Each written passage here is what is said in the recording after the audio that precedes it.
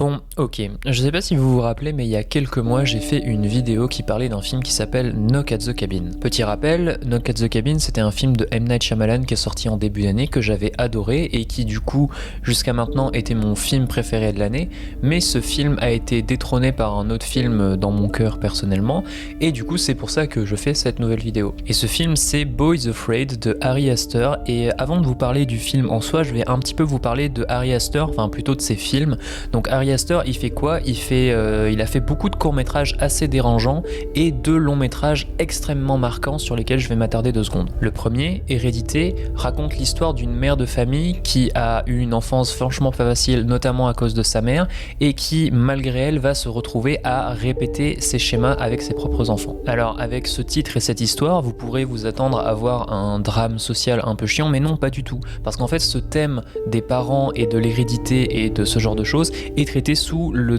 prisme de la possession démoniaque, et du coup c'est purement un film d'horreur. Et dès ce premier film, on comprend tout de suite l'intérêt du cinéma de Ari Aster, c'est-à-dire que ces films d'horreur sont horribles, mais c'est pas à cause du gore, à cause des scènes de torture, à cause de jumpscares ou quoi que ce soit. Les choses les plus horribles dans ces films, c'est les réactions des personnages à un drame, les relations particulièrement toxiques entre les gens qui sont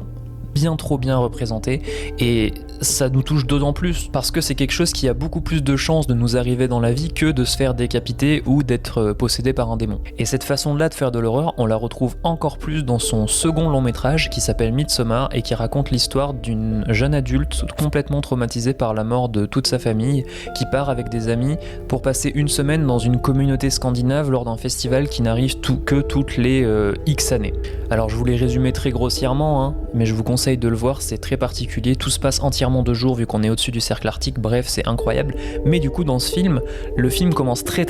fort en matière d'horreur, on voit des choses qui sont vraiment très dures à voir, mais au fur et à mesure du film, comme dans Hérédité, on se retrouve avec une horreur qui est bien plus viscérale, bien plus intime, avec les relations entre les personnages, et on suit le parcours extrêmement douloureux de ce personnage principal qui désormais se cherche une nouvelle famille après la mort de la sienne. Et tout ça nous mène donc à son 3e film, Boys Afraid, qui est sorti en salle récemment et que je ne peux que vous recommander, et je vais essayer de vous expliquer pourquoi. Donc dans Boys Afraid, on suit Beau, un adulte complètement angoissé qui a des gros problèmes psychologiques, qui va devoir aller rendre visite à sa mère pour l'anniversaire de la mort de son père, et disons que dès le début de son trajet et tout son trajet, il va rencontrer des péripéties plus ou moins angoissantes, surréalistes, étranges, dérangeantes, et on suit du coup toute son aventure jusqu'à ce qu'il retrouve sa mère. Et voilà, globalement, une fois de plus, c'est un résumé qui pourrait ressembler à n'importe quel film d'auteur super chiant, drame social, etc. Mais il n'en est rien. C'est très difficile de mettre un genre sur Boys Afraid. Sur mon appli de cinéma, il y avait marqué film d'aventure, certains disent film d'horreur, d'autres disent drame social, etc.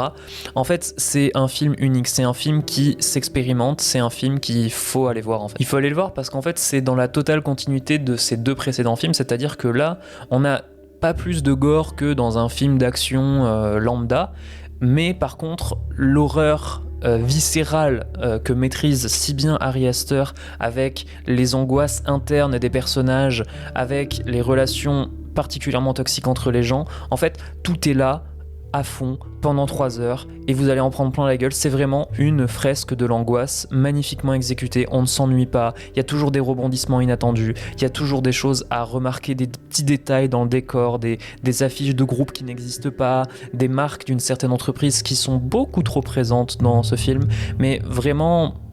tout fonctionne ensemble en fait pour vous faire ressentir l'état d'esprit de Beau, ce personnage qui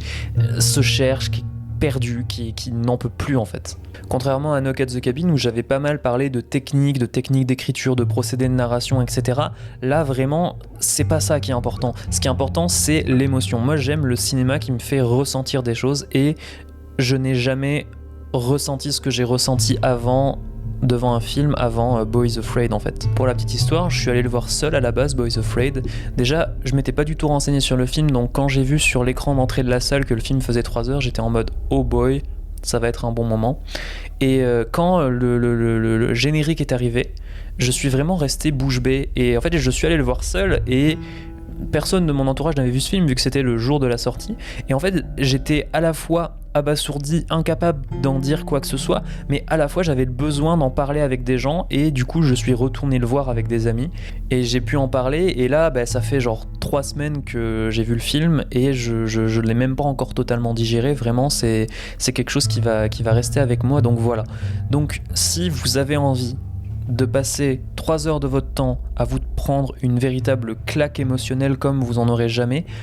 j'espère qu'il est encore en salle près de chez vous et que vous pourrez aller voir Boys Afraid, parce que pour moi actuellement, et je referai une vidéo s'il se fait détrôner, mais actuellement c'est mon film de l'année 2023. Je spoil un peu le classement des films de l'année 2023, mais voilà.